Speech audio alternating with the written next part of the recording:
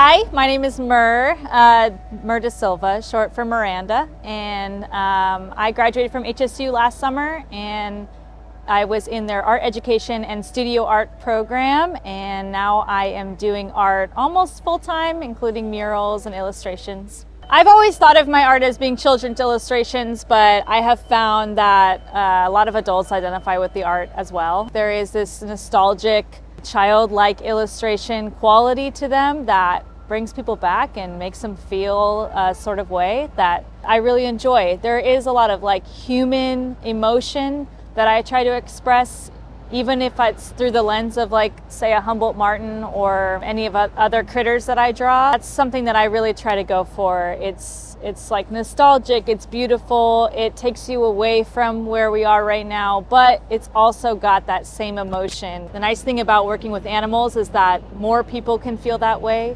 because you're not looking at a skin color, an age, a gender. You're looking at a creature feeling a certain emotion, and it's easy to jump into their skin. This is actually my 5th mural in Eureka.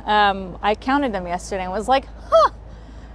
So I did participate in the Peninsula Vault murals, which run down Samoa Boulevard all the way down to the coast. I sort of went with a traffic calming approach. I know that a lot of people have expressed people speed down that road, so I wanted it to kind of look like a welcoming postcard, but also encourage people to just chill out. I was in the Street Art Festival last year, and I got to wrap a birdhouse mural around Dave's Place, and because it's a bar, I kind of made them into a little bit of a tap room for birds. This year I was sponsored by EPIC, the Environmental Protection Information Center, and they really wanted to do something that brings attention to the Humboldt marten, which is a species that is native to the old growth redwood forests that they're trying to protect. Right now their numbers are less than 400, so there's not very many of these guys left.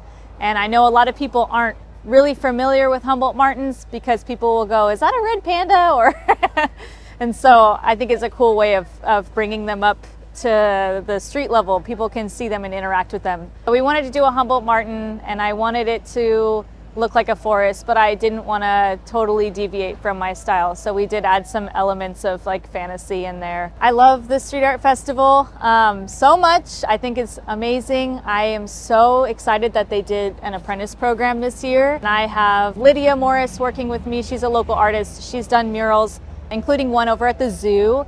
And she's getting paid to be an apprentice in this program, so she gets to kind of see what it's like painting in the streets, but also bring her level of art into the table. So this mural transformed a lot from her. I love the community of artists that comes together for these. Everybody just feels like old friends.